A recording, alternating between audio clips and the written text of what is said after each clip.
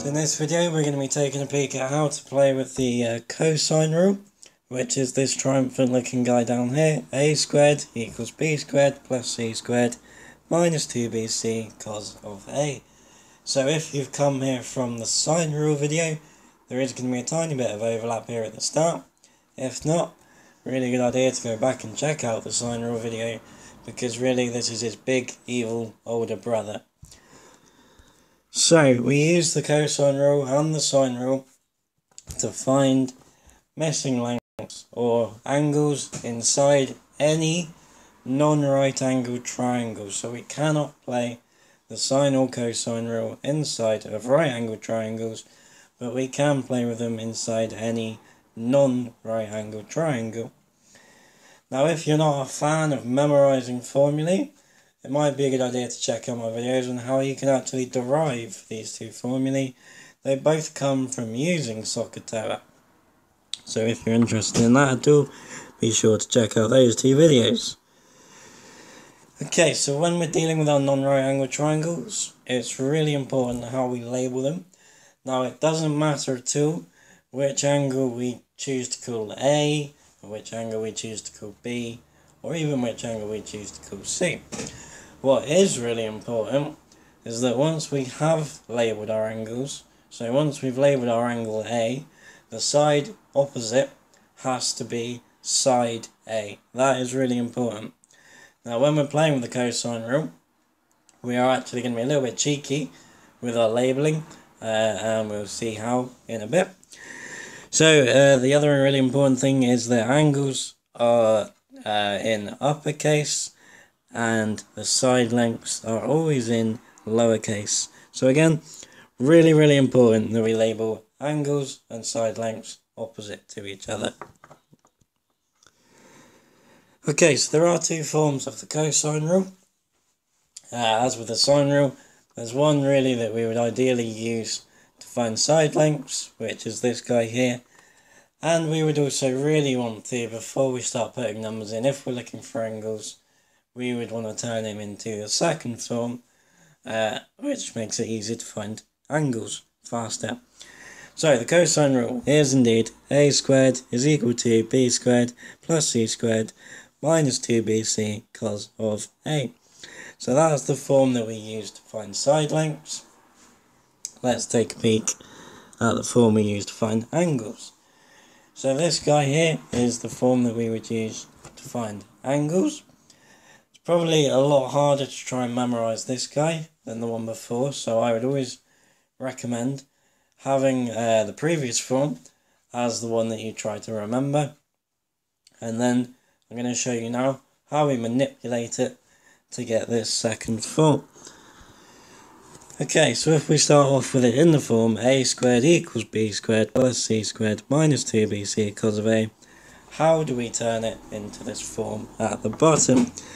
Well, a tiny bit of manipulation. So the first thing we're going to do, add the 2bc cos of a to both sides.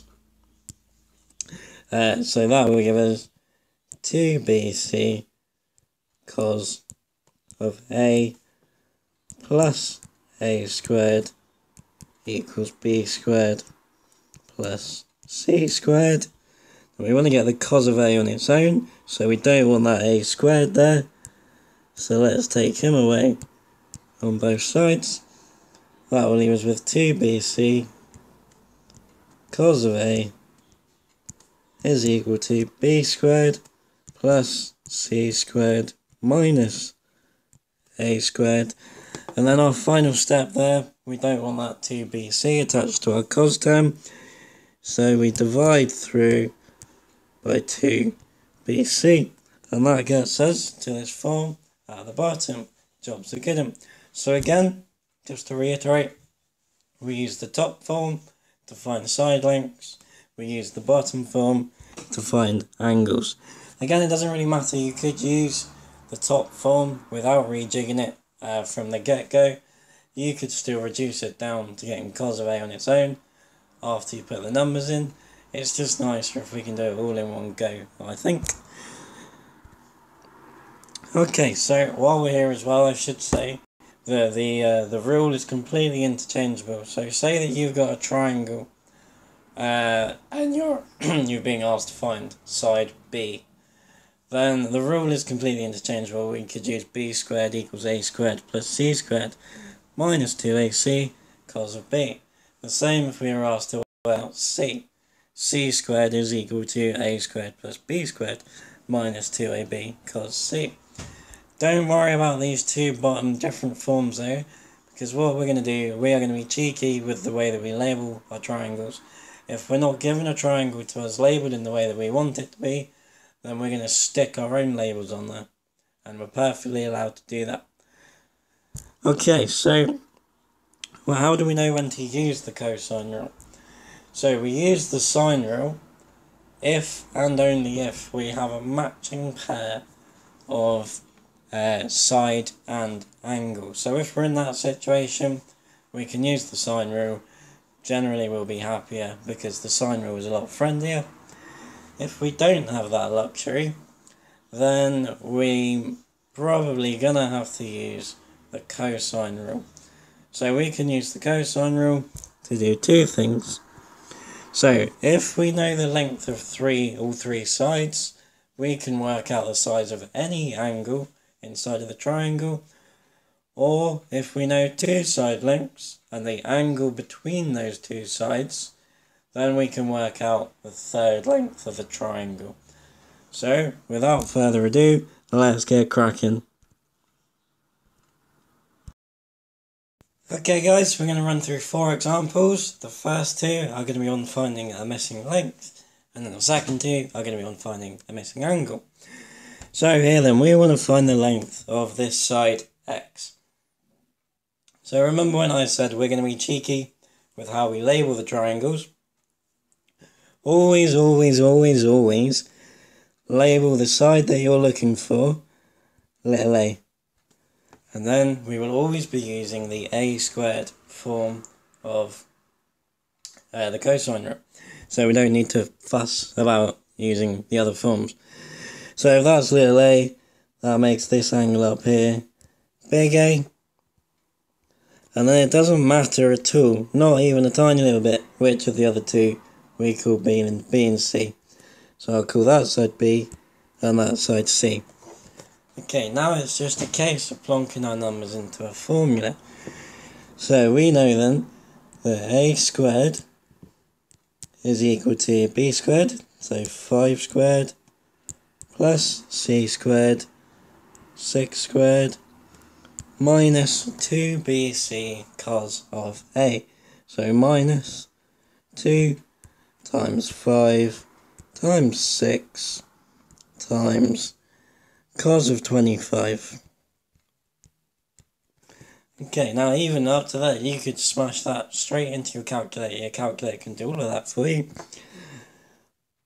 So 5 squared is 25, 6 squared is 36. So 25 add 36 would give us 61. And then 2 times 5 times 6 gives us minus 60 cos of 25, like that. And now at that point you definitely need to smash that into a calculator. So that would tell us that a squared is equal to, if we go to 3 decimal places, we're going to do the answer to 2 decimal places. I never said that, sorry. So when I do this bit, I always go 1 decimal further. So to 3 decimal places, this would give us 6.622. 6.622. Remember though, that gives us a squared. So if we square root that, we will get a is equal to 2.57 centimetres to 2 decimal places. That's it. Job done. Okay, example 2.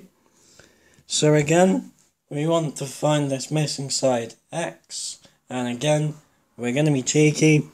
Even if you're given a question and the triangle is already labelled, you don't like the labels, put your own labels on. Job's a good one. So we'll call this little side little a, which makes this angle big A. And then again, it doesn't matter to which one we call B or C. So let's call the bottom side B and the right side C. So now again, it's just a case of smashing these numbers into the formula. So that's going to tell us then that A squared is equal to B squared, so 4 squared, add C squared, so add 5 squared, minus 2bc cos of A, so minus 2 times 4 times 5 times cos of 131. So 4 squared is 16, 5 squared is 25, so that would give us 41 when we add those together. 2 times 4 is 8, times 5 is 40, so we're going to get minus 40 cos 131. Now remember, that tells us what A squared is equal to. So if we smash that into our calculator, that will tell us that A squared is 67.242. Like that. And then to get A, we simply square root 67.242. And that would tell us A is equal to 8.2. Now, the coin calculator gave me 8.200 and then some stuff after it. So to 2 decimal places, this is actually just going to be 8.2 centimetres. Job done again, guys. That's the length of X. Okay, guys, now let's have a look at finding some angles. So here we want to find this angle theta in the bottom left of the triangle. So again, just as we did with the sides, we're going to be the boss of our labelling. So we're going to call this angle A, which makes this side A. And then it doesn't matter at all again which side we choose to call B and C. So I'm going to call this side B and this side down here C. So once we've sorted out the labelling and we've got our cosine rule into the angle form, if you don't like the idea of using the angle form, have a go at just using it in the form that we were just playing with. Make sure you get the same answer. So sorry, once we've got the cosine rule in our angle form, if that's how we're choosing to use it, it's now just a case of shoving numbers into a formula again. So we will get cos of A is equal to B squared plus C squared minus A squared. So B is equal to 8, so we'll get 8 squared, and then C is 11, so plus 11 squared, take away A squared, 9 squared, and then that's all over 2 times B times C. Okay, so if we were to work out what those are, remember, just use your calculator. We will get 104 on top over 176 on the bottom. Now, yes, that fraction can cancel down, but we've got our calculator, we don't need to worry about that. So we now know then that cos of A is equal to 104 divided by 176. So as ever, with trigonometry, whenever you're trying to get your angle out of the function, you then need to take the inverse trig function of that number. So A is equal to the inverse cos of 104 divided by 176. Now if you shove that into your calculator and press equals to 2 decimal places, you will get 53.78 degrees. So that's the size of angle A. Okay, let's look at the last example then. So we're looking for an angle again. This time we're looking for the gap on the bottom right of the triangle, and as ever, we're going to be cheeky. We're going to call that angle A, which makes that side A. And then again, it doesn't matter which one we call B and C. I'm going to call this side here B, and this side here C. So once we've got that sorted out, again, it's just plonking numbers into a formula.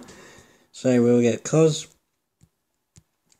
of A is equal to B squared plus C squared minus A squared. So 15 squared plus 13 squared minus 8 squared on top. And then on the bottom, 2 times B times C. So 2 times 15 times 13. Now again, we will be armed with our calculator.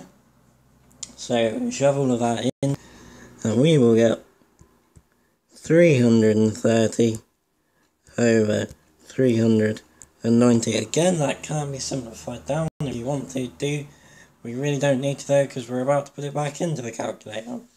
So we now know that cos of A is equal to 330 by 390. So to get A out of that, we have to take the inverse cos of 330 by 390, and that will give us 32.20 to decimal places, so 32.2 degrees. Jobs are good in, guys. Okay, I hope that introduction to the cosine rule is helpful. Was this video helpful? If so, be sure to leave a thumbs up and a comment telling me how you get on. For any further information, you can follow me on Facebook and Twitter, and send requests or any feedback you have. Search for Maths with Mouth. Cheers, guys.